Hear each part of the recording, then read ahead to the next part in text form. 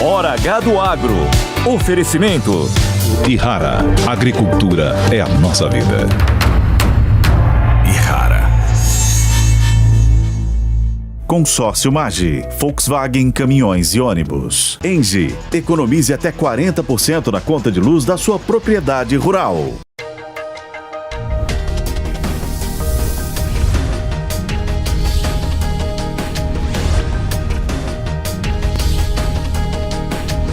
Hora H do Agro, com Kellen Severo. Olá, sejam muito bem-vindos ao Hora H do Agro. Vamos aos destaques de hoje. Embate entre Moraes e Musk entra em uma nova semana. Contas da Starlink estão bloqueadas há 7 dias no Brasil e aumenta o temor de impacto em conectividade em áreas rurais.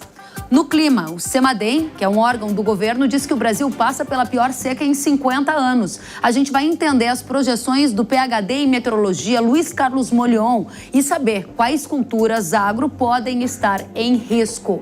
Tem mais na política. Quem será o novo presidente da Câmara dos Deputados? Consultoria aponta os favoritos e as conexões deles com o agronegócio. Aumenta a oferta de animais e o consumo de carne bovina deve atingir recorde neste ano. Você vai ver tudo isso e muito mais no Hora H do Agro, que já está no ar. O embate entre o ministro do STF, Alexandre de Moraes, e o bilionário Elon Musk entrou em mais uma semana. As contas da Starlink estão bloqueadas há 7 dias no Brasil e setores do agro temem impacto em conectividade em áreas rurais.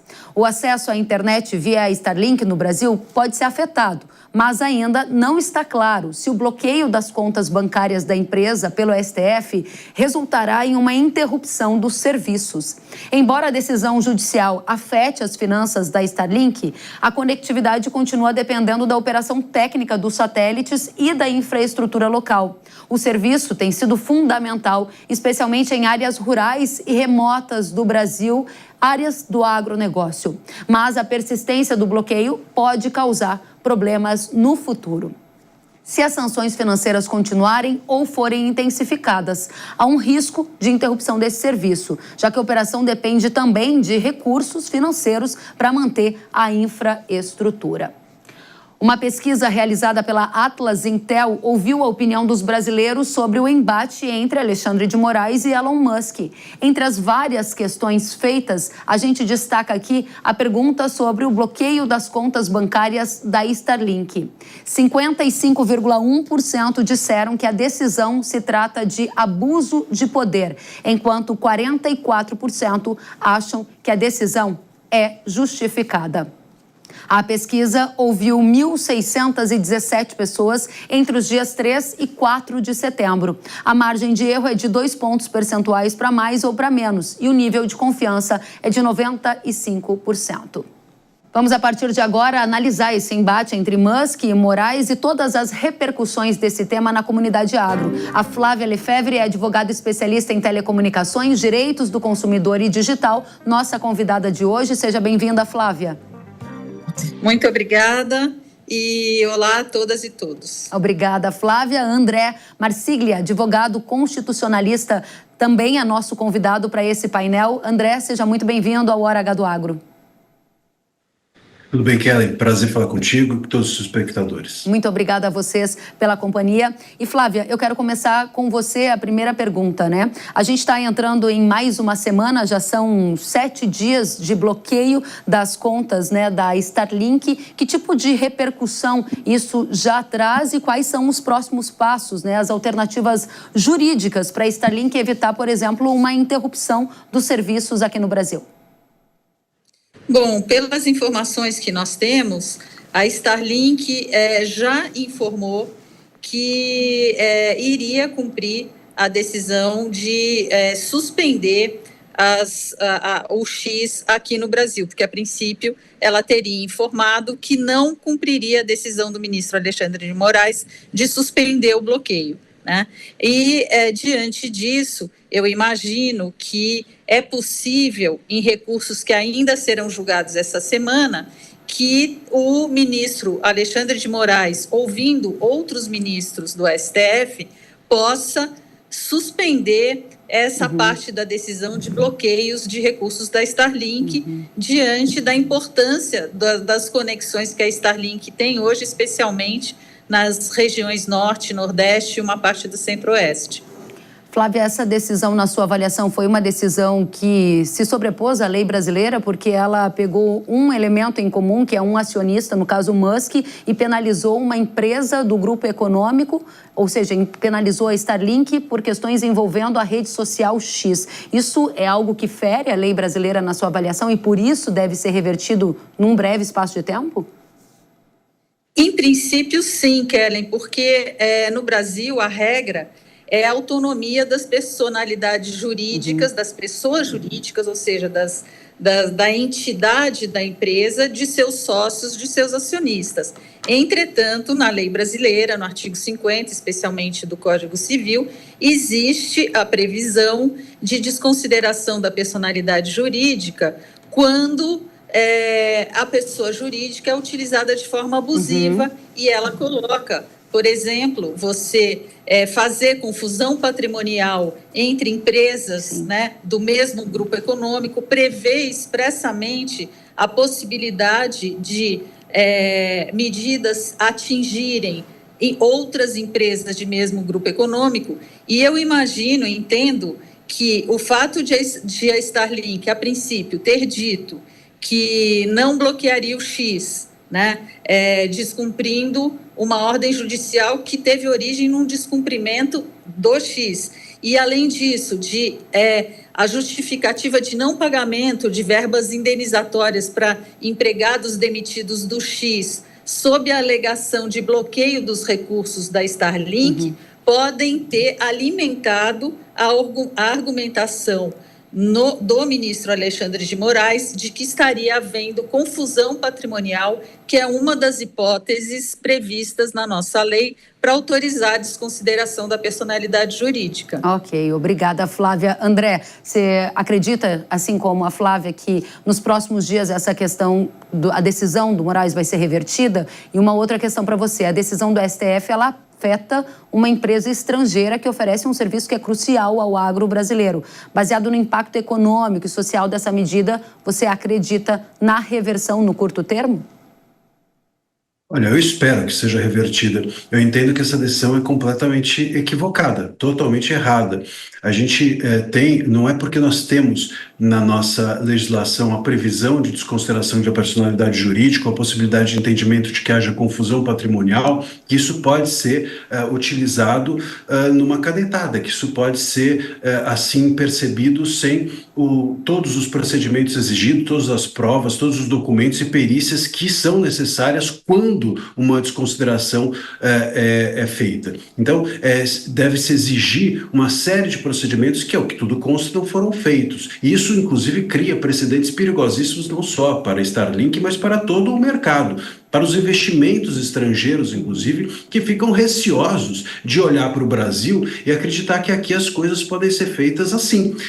De uma hora para outra, você põe uma empresa para pagar a dívida da outra, embora elas sejam independentes e tenham apenas algum tipo de correlação. Então, isso é muito perigoso, isso precisa ser revertido, seja pelo próprio ministro Moraes, seja pelas ações que estão tramitando. Inclusive, as ADPFs, tem uma ADPF hoje, também tramitando, do Partido Novo, inclusive uma ADPF que eu estou assinando até mesmo, e que também discute essa questão da Starlink, porque tem um impacto na coletividade, não só jurisprudencial, mas mesmo nos investimentos que os estrangeiros fazem no Brasil, ou que sócios estrangeiros tenham com sócios brasileiros.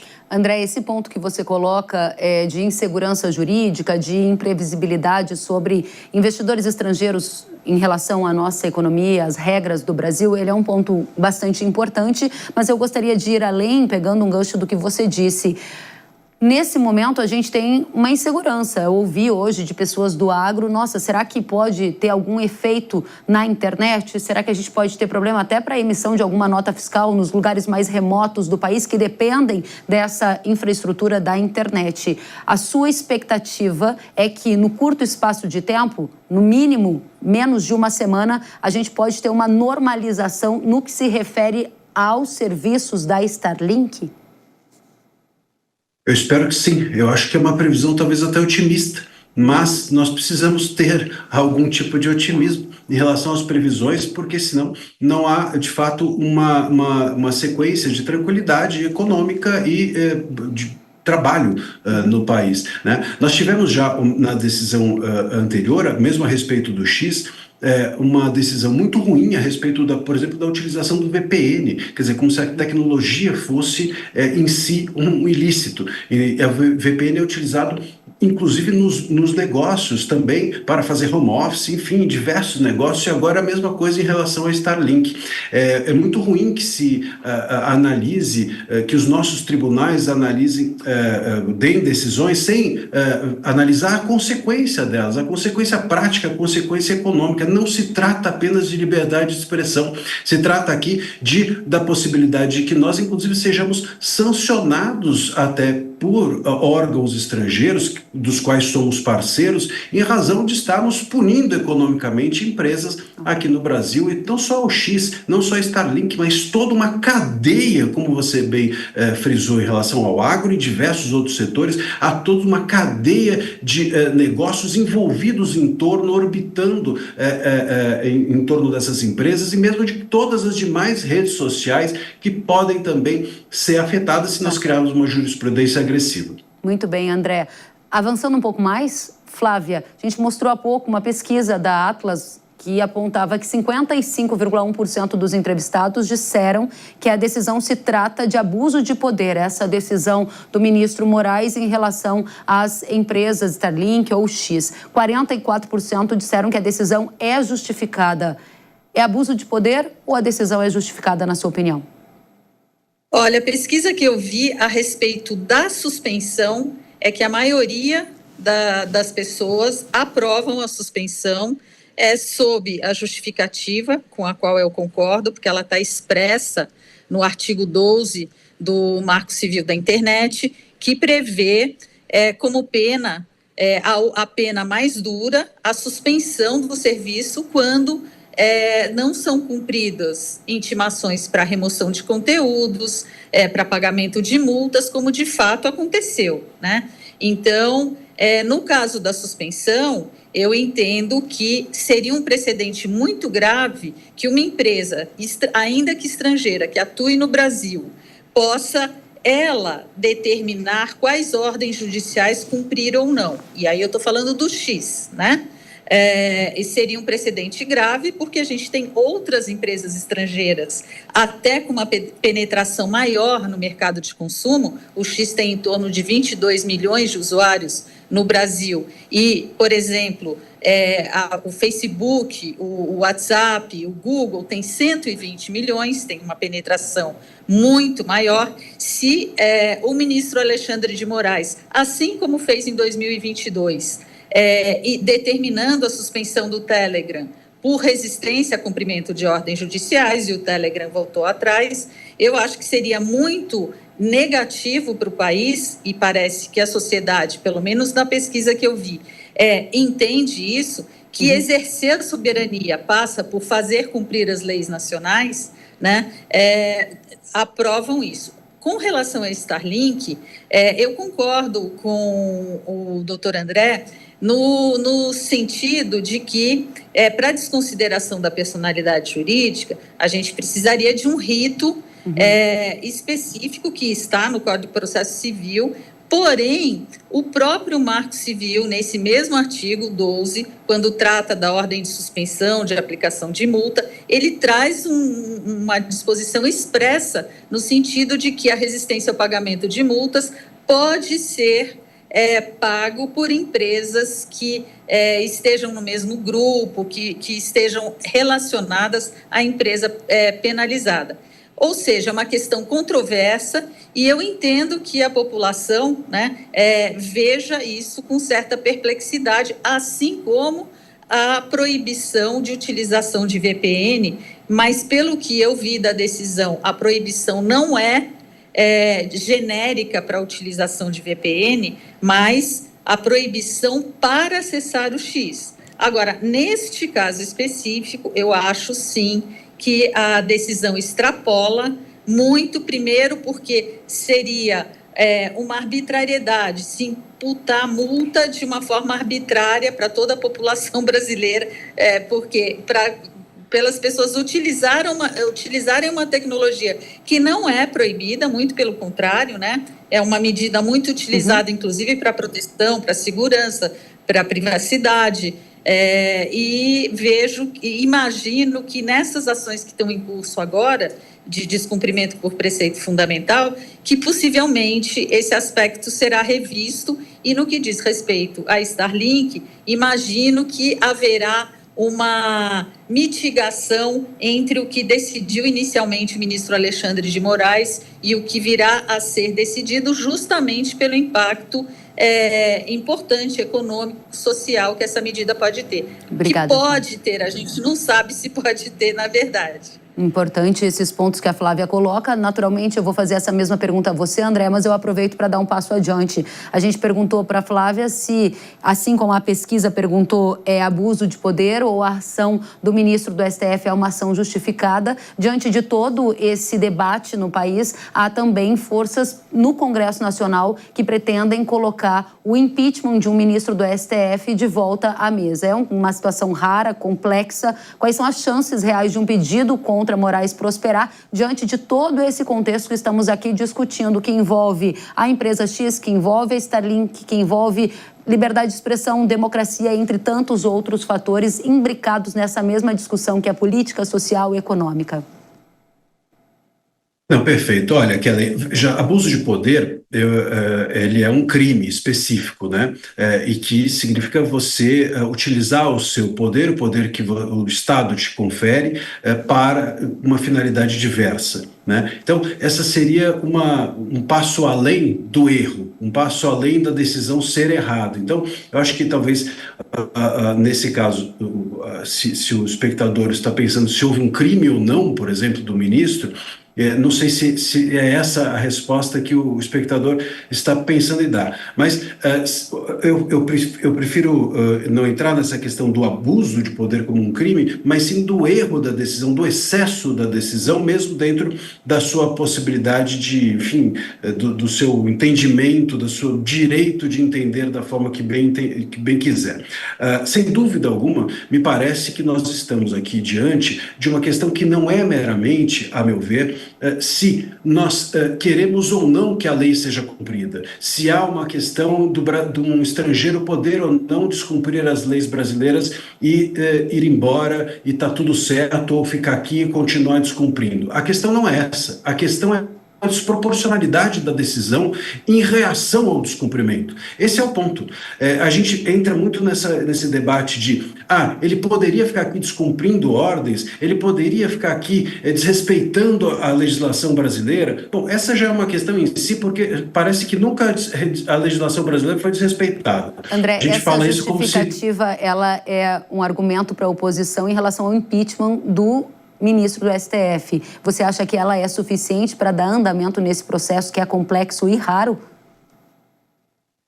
Não, eu acho que o impeachment ele vai por um outro lado. O impeachment ele é baseado não necessariamente no erro dessa decisão, mas o impeachment ele busca um todo, né? Todas as decisões anteriores ao entendimento ali de que então teria havido um crime de responsabilidade por diversas medidas tomadas nesses últimos anos nos inquéritos. Agora, se ele vai adiante ou não vai adiante, eu acredito particularmente que é muito difícil, porque não é apenas a coletividade, o desejo da coletividade que faz o impeachment ir adiante ou não. É uma questão política e que passa ali por cadeiras como da presidência, do Senado e etc., que, enfim, não necessariamente são sensíveis à coletividade. Importante esse ponto, ou seja, tem o coletivo, tem o político, e para a gente fechar, Flávia, a pergunta que está aqui no ar para a nossa audiência é o que acontece a partir de agora? Estamos num momento muito quente em relação a todos esses debates.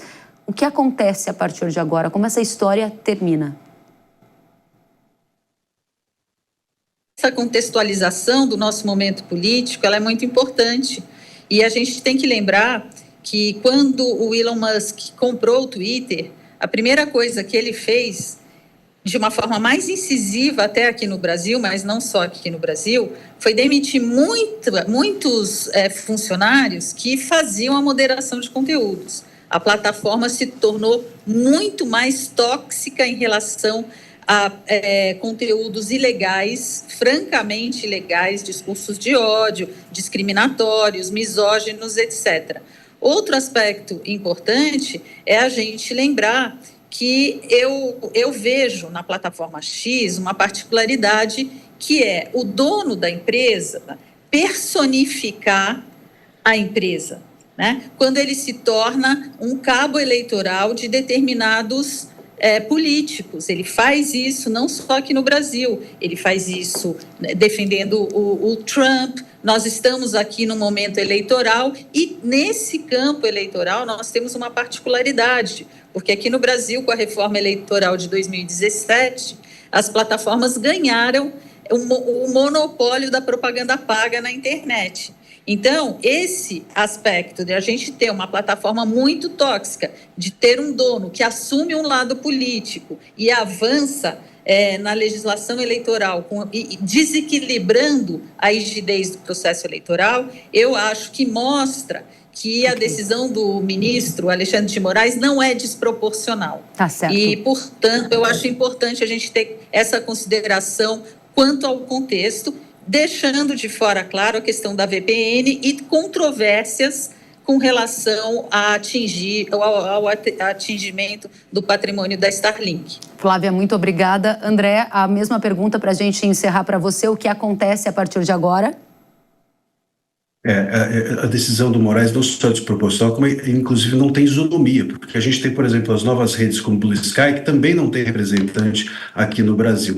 Então, as redes sociais têm um efeito público, uma relevância pública, e o debate, ele é tóxico às vezes, ele é agressivo, faz parte da liberdade de expressão, a controvérsia, o confronto. A gente não pode pensar que a liberdade de expressão é apenas um direito fofo para apenas coisas consensuais serem ventiladas. Eu acho que o que vai a partir de agora acontecer é os olhos do mundo inteiro estarem centrados no Brasil de como nós vamos resolver essa questão, esse embate entre o que vale a liberdade de expressão ou a proteção da sensibilidade das pessoas, né? O que vale mais. Esse é um debate mundial e eu acho que o Brasil está centralizando ele aqui. E de alguma maneira também as decorrências de um cerceamento, um silenciamento da liberdade de expressão afetarem a economia. Esse é um ponto ou outro que talvez o Brasil também esteja centralizando. Então, eu acredito que o que aqui acontecer vai, sem dúvida alguma, repercutir no mundo inteiro, e é por isso que nós temos de ter muito cuidado também como agir em relação a todas essas questões. Importantíssimas as contribuições de vocês, tem ponto, tem contraponto e tem ainda a conexão com a comunidade agro.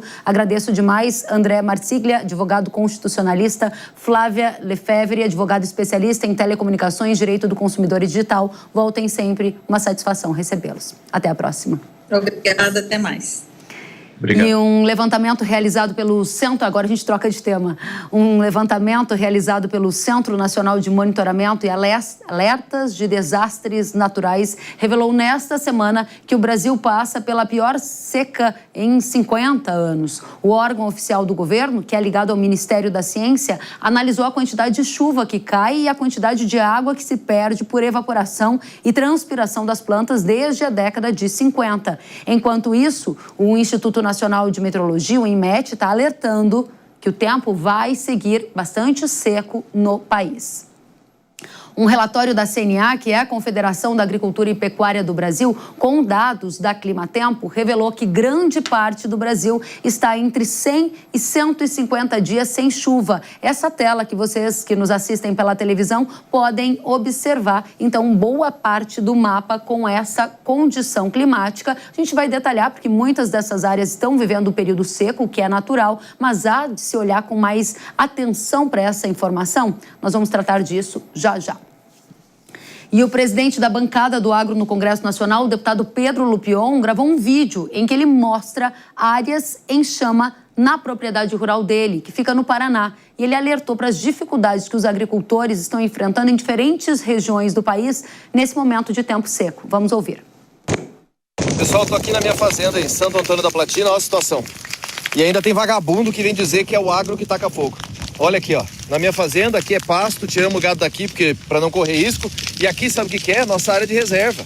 Aqui é a PP, a área que a gente preserva. Olha lá, tá queimando o mato inteiro. O caminhão do bombeiro não consegue chegar, o caminhão da usina de cana que tem aqui perto não consegue chegar. Nós estamos com os nossos funcionários, com o pulverizador aqui, tentando conter o fogo. É o estresse que passa o produtor rural nesse tempo de seca e ainda tem vagabundo que diz que é o produtor que está atacando fogo nas coisas.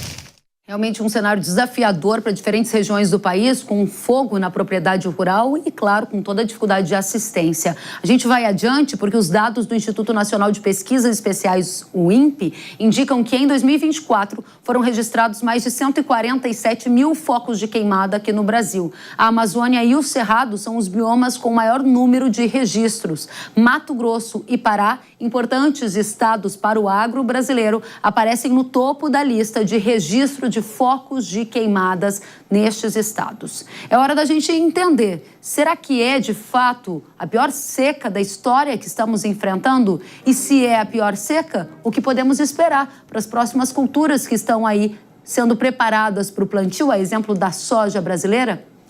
Convidamos PhD em meteorologia, o Luiz Carlos Molhon, para responder a esta e outras perguntas. Molhon, seja bem-vindo. Eu já te pergunto, estamos vivendo, de fato, a pior seca da história? Com base em quais dados, que cenário podemos afirmar isto? Você mesmo afirmou que estamos num período de seca, né? Existem localidades aí no Centro-Oeste, por exemplo, que normalmente, em média, de maio até setembro, chove 5% do total anual. É normal se ter esse tipo de situação. Eu não concordo que seja a pior seca dos últimos 50 anos, porque tivemos, por exemplo, em 1963, um ano bastante seco associado a um El Niño. E também esse El Niño de 2015, 2014, 2015, vocês se lembram muito bem que afetou severamente São Paulo, né? São Paulo teve que usar o tal do volume morto lá da Cantareira, que deixou muita gente preocupada com falta de água.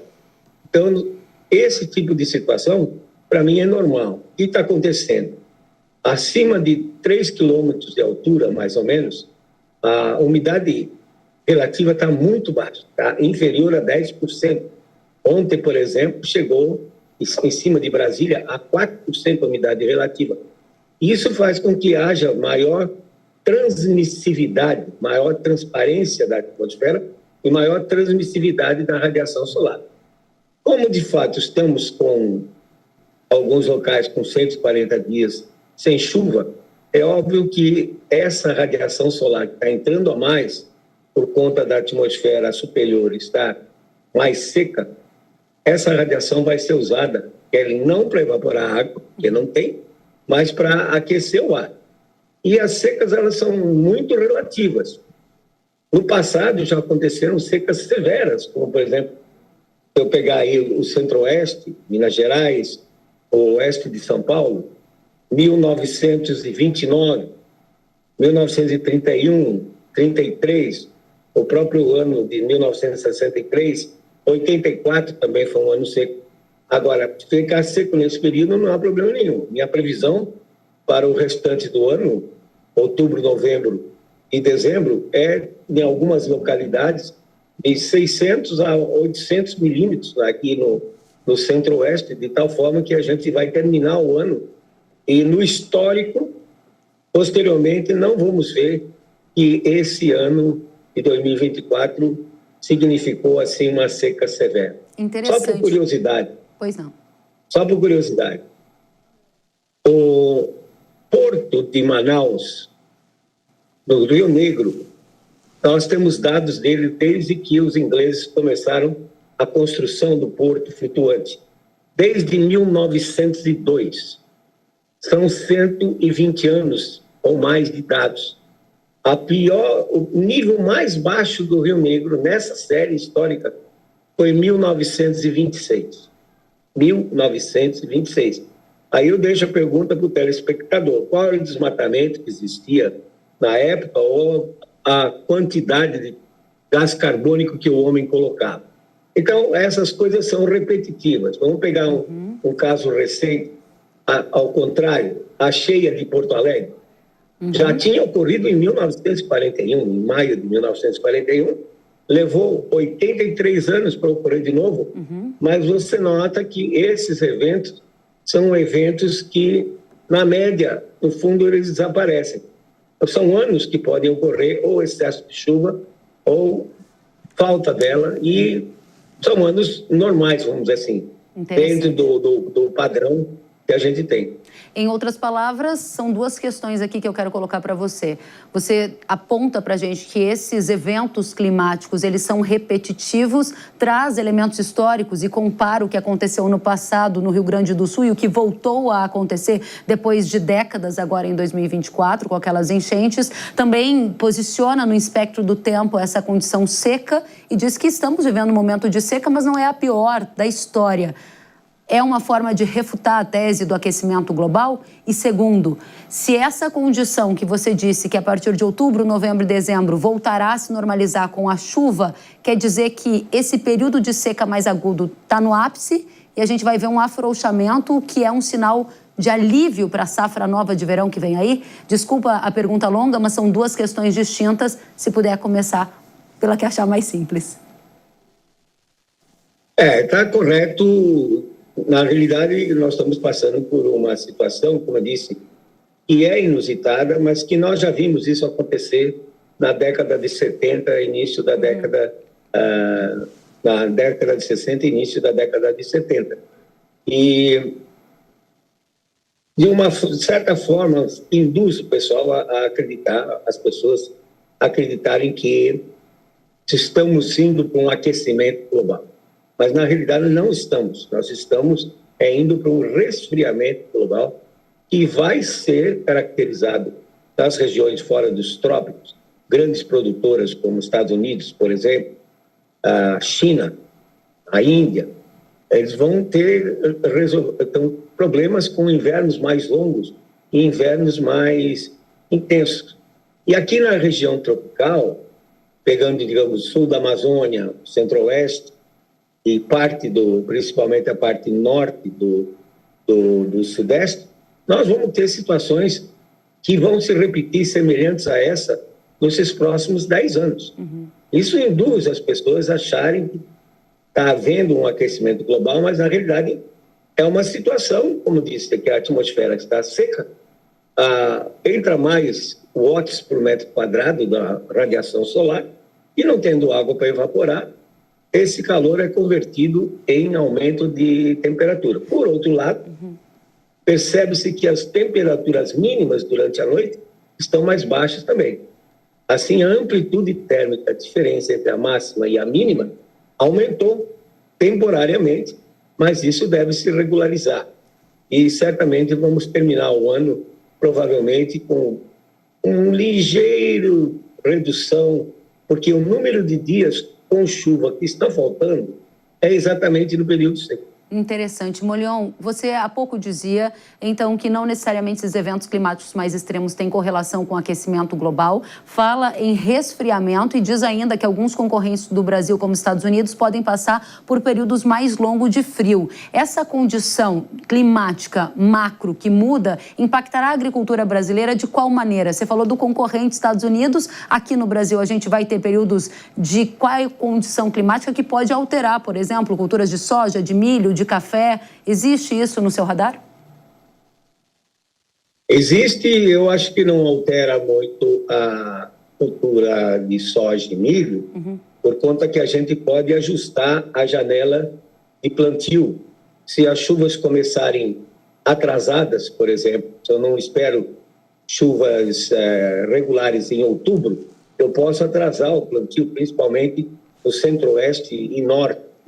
E o outro aspecto são os invernos, né? Que afetam mais a região sul do Brasil até o sul de Minas, afetam os cultivos permanentes, como é o caso que você mencionou do café, mas também afetam os cultivos sazonais, como os cultivos de inverno. Então, esse aí é um problema sério que eu acho que vamos ter também, passar por ele nesses próximos 10 anos, uma intensificação ou uma maior frequência de entradas de massa de água. Não é que precisa que o inverno seja rigoroso. Basta entrar uma massa de água lá, intensa.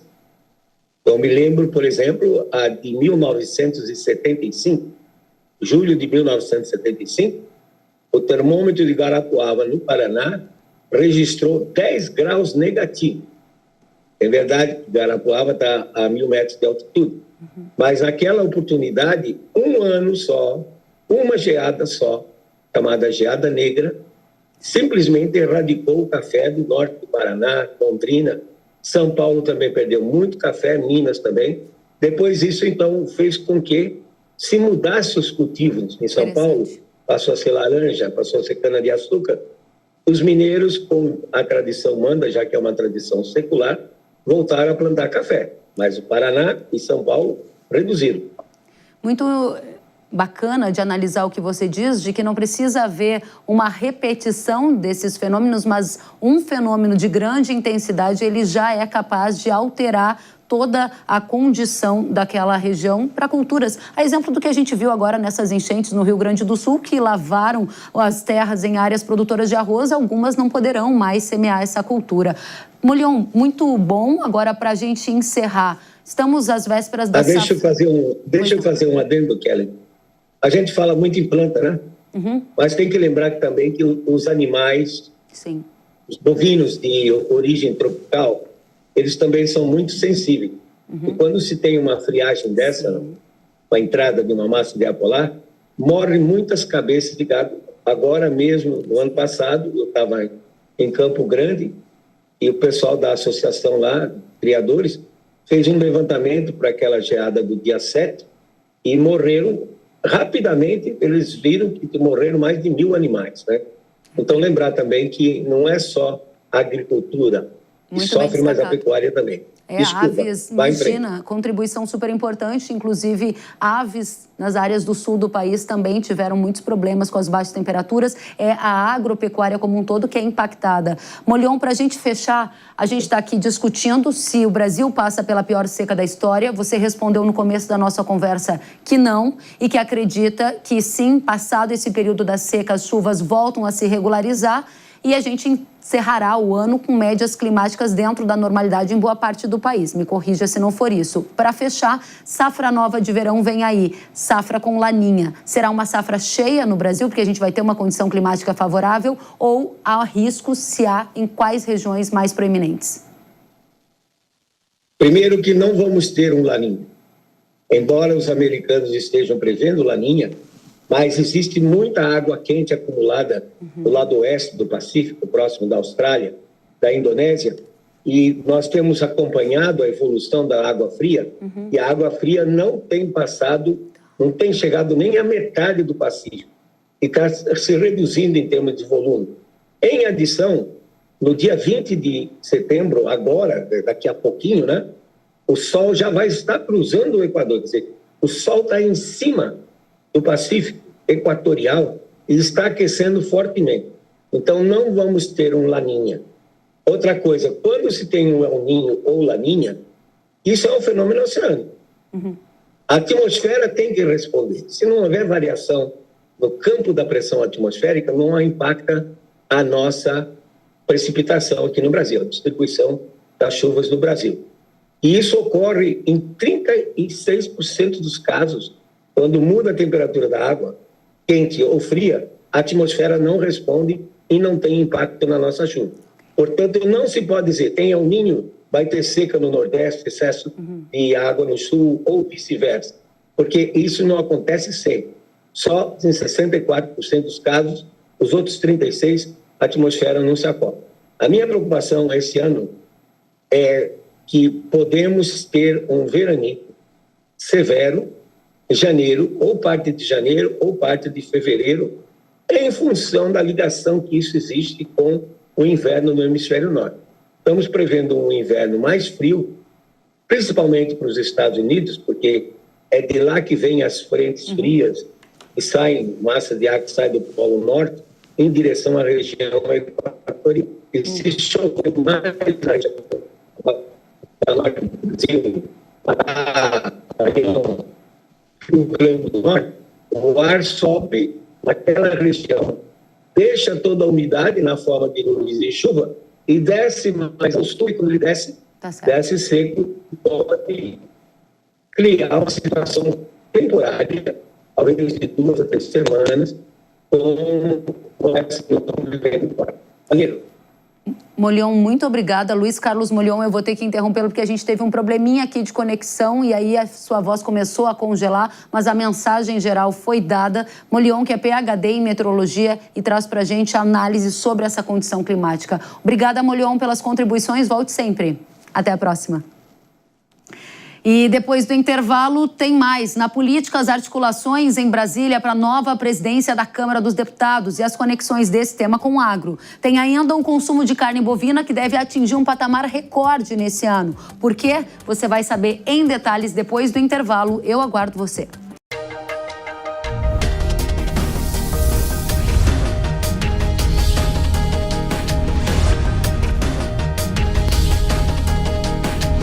Hora H do Agro, com Kellen Severo. Quando percevejos alcançam a soja, sugam a rentabilidade e a qualidade dos grãos. Mas essa ameaça tem uma solução graças a Zeus. Inseticida Irrara com tecnologia inédita que controla os percevejos de forma nunca antes vista. Eleve seu poder de controle com Zeus. Produto de uso agrícola. Venda sob receituário agronômico. Consulte sempre um engenheiro agrônomo. Zico, eu tenho a dica certa para você que não leva apenas sua carga, mas impulsiona o progresso. O consórcio MAGE Volkswagen Caminhões e Ônibus é ideal para ter seu caminhão novo, aumentar ou renovar a sua frota. 0 de entrada, parcelas a partir de R$ 2.800 e aqui o cartão vermelho é para os juros. Dê o primeiro passo para essa vitória. Consórcio MAGE Volkswagen Caminhões e Ônibus, a estrada da conquista começa aqui.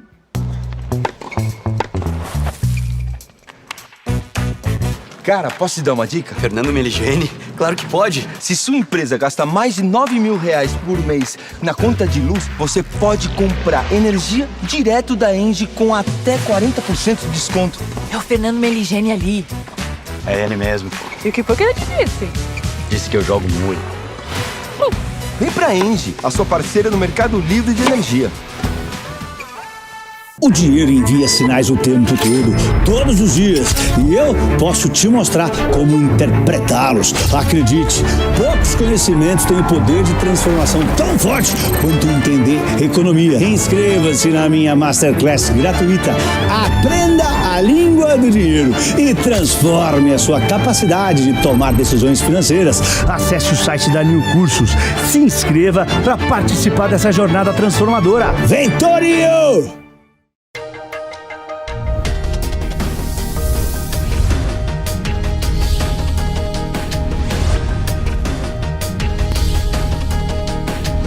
Hora H do Agro, com Kellen Severo. Estamos de volta com Hora H do Agro aqui na Jovem Pan News. E nosso assunto agora é política. Nesta semana, as atenções em Brasília estiveram voltadas aos possíveis candidatos à presidência da Câmara dos Deputados, já que o mandato de Arthur Lira, que é o atual presidente da casa, termina neste ano. Um levantamento da BMJ Consultores nos indicou quais são os favoritos, os principais nomes para a disputa.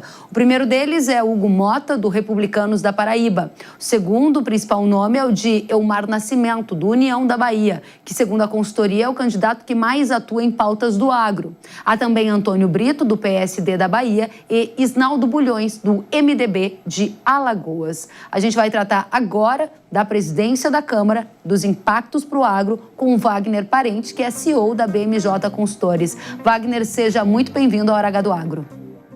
Oi, Kelly, é um prazer estar aqui novamente. Para a gente também é uma satisfação, especialmente quando você está trazendo aí uma pesquisa inédita que já aponta os favoritos e as conexões com o agro. Quem é o favorito dentre esses nomes que você apresentou para a gente para assumir a presidência da Câmara? Qual a relação desse favorito com o agro?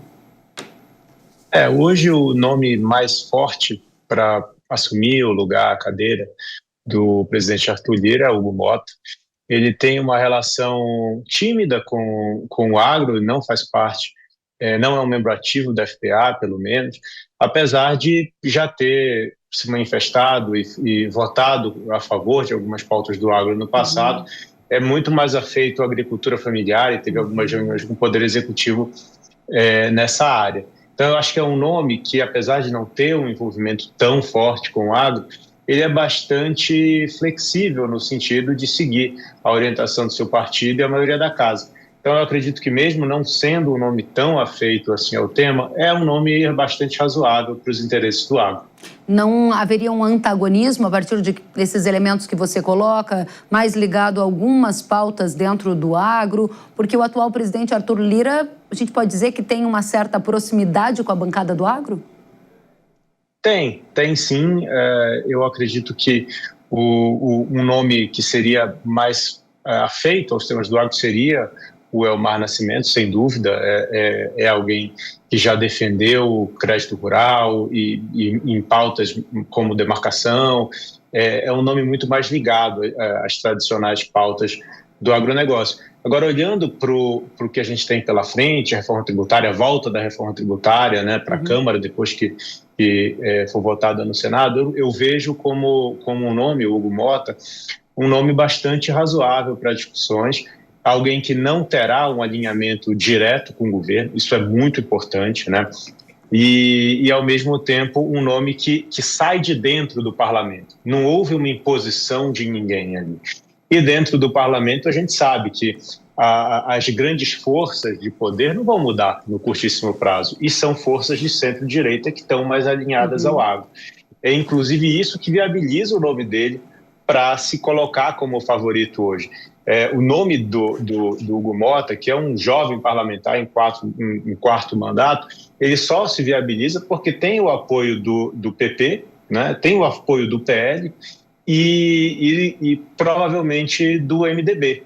Né? Então, com essa coalizão de centro-direita, somado, evidentemente, a um não veto do governo, é um nome que chega muito forte, mas com uma indicação do parlamento. É um nome do parlamento e é no parlamento que o agro é mais forte, cara. Importante o que você coloca em relação ao aspecto, né, de centro-direita, em que é dentro do parlamento que o agro é mais forte, mas me ocorre aqui, Wagner, que a gente tratou em algumas edições anteriores, que a própria bancada do agro, que é a maior bancada do Congresso Nacional, tinha alguma expectativa de indicar o nome, inclusive, do atual presidente, o Pedro Lupion. Por que isso não avançou e por que, sendo a maior bancada do agro, não consegue emplacar um nome para a presidência da Câmara? Chegar num nome de consenso dentro desse processo foi muito difícil. Então, você vê, o governo, ele provavelmente não tem como colocar um nome dele que seja o favorito. Mas, ao mesmo tempo, os 100 e poucos votos que o governo detém hoje são, sim, um poder de veto relevante. Então, você teria que ter um nome que agradasse ao atual presidente da Câmara, porque, veja, a gente só está discutindo essa eleição hoje, 6 meses antes, a eleição para presidente da Câmara em fevereiro. Por que a gente está discutindo hoje esse assunto?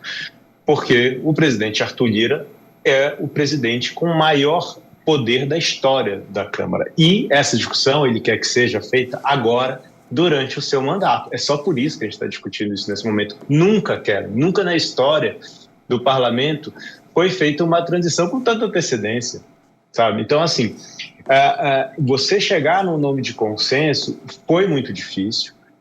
Eu acredito que a bancada do agro, ela teve um peso relevante na escolha, apesar de não ter conseguido colocar o seu nome, o Sérgio Souza, né, o Pedro Lupion, um Arnaldo Jardim, por exemplo, que são nomes muito afeitos à nossa bancada aqui do agro.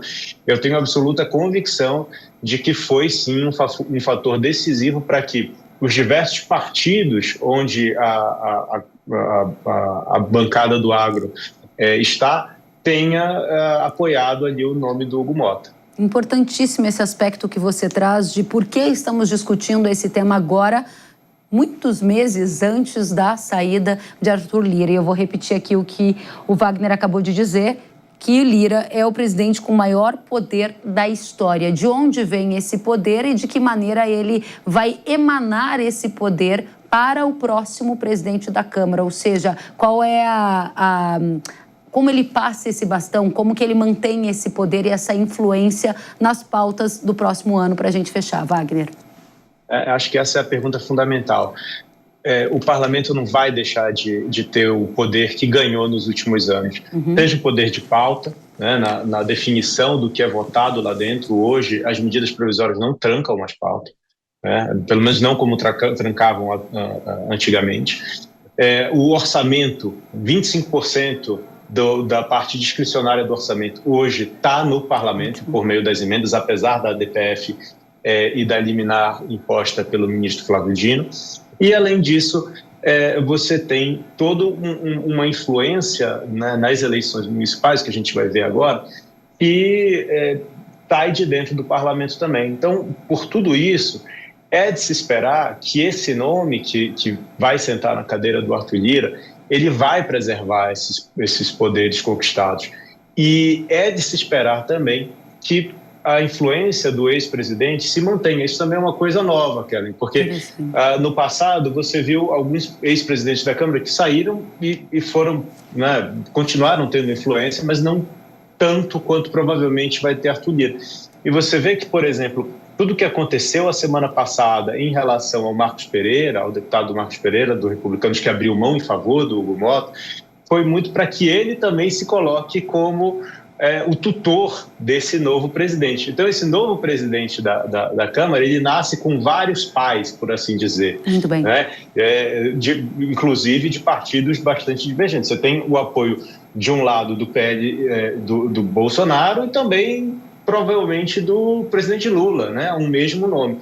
Como isso acontece? Porque é um nome ungido pelo parlamento, que fica muito difícil você ver um outro nome competitivo aparecendo nessa frente, né? Então, é um nome de consenso para que se preserve as prerrogativas que o parlamento conquistou nos últimos 10 anos, pelo menos, cara. Wagner Parente, CEO da BMJ Consultores, obrigada por trazer aqui a sua pesquisa, por apontar para a gente o favorito e ainda dizer qual é o papel dele e as conexões com o agro. Você é muito bem-vindo, volte mais vezes. Eu estou sempre à disposição, cara. Até a próxima, obrigada. Agora a gente vai tratar de mercado. Um relatório do Itaú BBA revelou que neste ano o consumo per capita de carne bovina no Brasil deve voltar a patamares recordes. O banco estima que o volume consumido da proteína deve alcançar 32 quilos por habitante, mesmo patamar registrado em 2013. Entre os motivos está o aumento na produção de carne bovina, projetado para aumentar 15% neste ano. A gente convidou um outro banco, um outro profissional do Rabobank agora, o analista de proteína animal, Wagner Yanagisawa, para nos dizer por que o consumo de carne vai voltar a patamares de uma década atrás. O que está puxando? É a oferta que vai baratear preço, Wagner? Conta pra gente, seja bem-vindo. Olá, Kellen, olá a todos. Obrigado pelo convite, é sempre um prazer estar aqui com vocês. Bom, de fato, a gente está passando aí por 2 anos, vamos dizer assim, desde o ano passado, de níveis de oferta realmente muito elevados, tá? Basicamente explicando por conta de uma pressão, né, nos preços da cria do bezerro, que tem trazido certo desestímulo para os criadores manterem essas fêmeas no campo, e isso tem elevado o abate de fêmeas realmente muito forte nos últimos 2 anos. No ano passado já tivemos um incremento de 12%, nesse ano, só no primeiro semestre, já teve um incremento de pelo menos 19% no volume produzido, considerando o alto volume já do ano passado, tá? Boa parte disso por conta desse abate de fêmeas, que no segundo trimestre desse ano, de acordo com os dados do IBGE, teve mais um incremento de 19% no comparativo anual. Então, de fato, a gente está passando por um momento onde os níveis de oferta realmente estavam bem acima dos níveis de demanda, por isso, esse cenário de quedas de preço, né? E possibilitando o consumidor brasileiro, que tem um apelo cultural realmente muito forte pela carne bovina, estava reduzindo bastante consumo, principalmente ali no período da pandemia, está dando um espaço aí para recuperação desde o ano passado, né? Wagner, você coloca, então, esse ciclo pecuário, né, que a gente acaba tratando no agro. A gente está num ciclo pecuário em que há mais abate de fêmeas, com isso aumenta a oferta de proteína no mercado. E a pergunta que a gente faz aqui para você responder é: como serão os preços? Os preços da arroba bovina ao pecuarista e os preços da carne bovina ao consumidor, nesse novo cenário em que a gente está aqui tratando de patamar recorde de consumo? Perfeito. Quando a gente olha nessa questão do ciclo pecuário, a gente tem tido alguns indicativos já de uma possível mudança em termos de tendência. Não é algo consolidado ainda, mas pelo menos o mercado futuro, né, do boi gordo já projeta uma tendência de aumento de preços pelo menos até janeiro do ano que vem. Né? Muito disso por conta aí de um cenário de limitação de oferta. Mesmo esperando aí patamares de confinamento, né, níveis de animais vindo de confinamento bastante elevados, né, por conta da atratividade, quedas no preço da reposição e da alimentação, a desaceleração da oferta de fêmeas deve dar uma redução aí nesse ritmo de aumento que realmente foi muito forte no primeiro semestre desse ano, que sem dúvida deve refletir em preços menores da carne bovina. Então, você está falando de um encurtamento do ciclo pecuário, ou seja, a gente está saindo do atual ciclo mais rapidamente, então o consumidor vai ter um momento ali de capturar essa queda do preço, mas atenção, porque logo essa curva já vai entrar no momento de recuperação? Perfeito. Quando a gente compara o ciclo atual com os ciclos anteriores, é bem evidente essa queda, né, em termos de período, estava girando em torno de 5 a 7 anos, para esse ano deve ficar ali perto dos 5 anos. Boa parte disso, né, é resultado de incrementos de eficiência, produtividade. Então, sem dúvida, a gente está passando por um ciclo um pouco menor. Grande ponto de atenção agora para o segundo semestre é uma expectativa de preços maiores, né, principalmente para o consumidor final. Pelo menos até julho ainda não chegou, né, mas em agosto, setembro, já deve começar a ver alguns repasses de preço.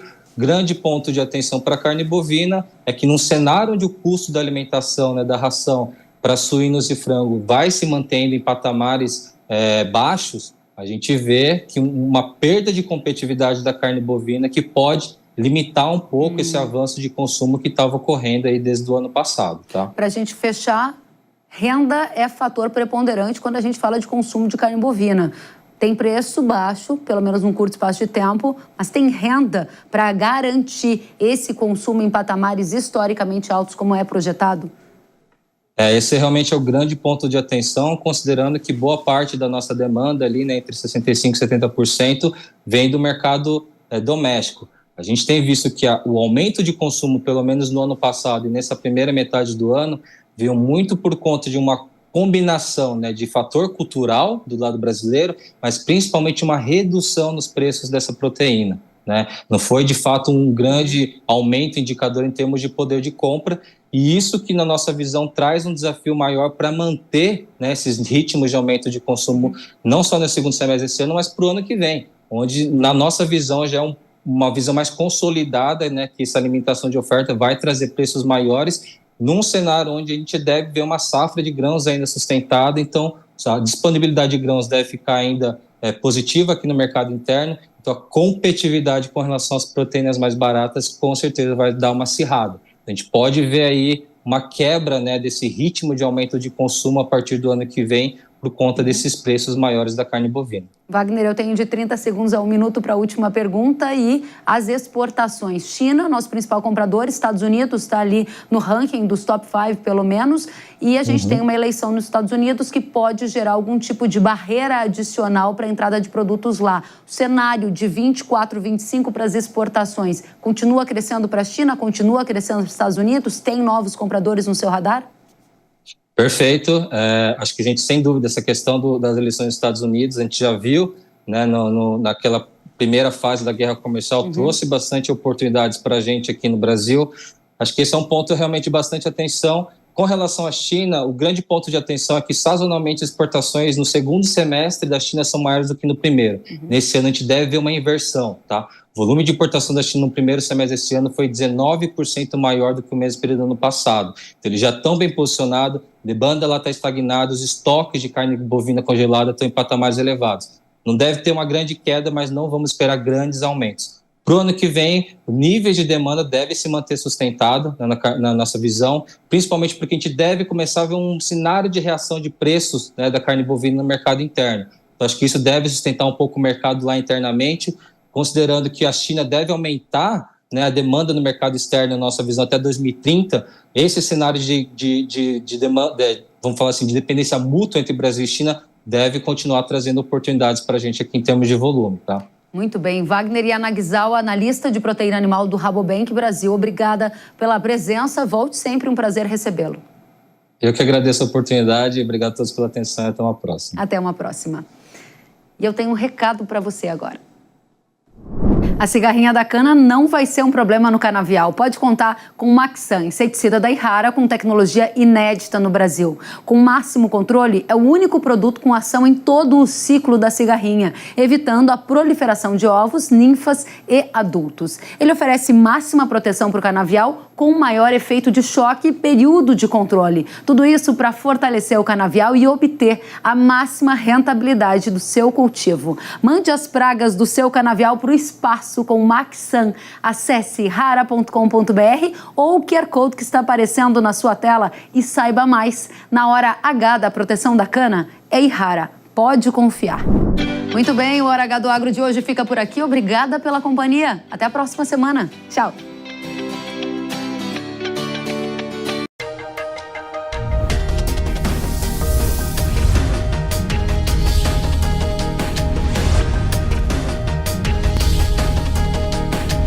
Hora H do Agro, com Kellen Severo. Hora H do Agro. Oferecimento. Irrara. Agricultura é a nossa vida. Irrara.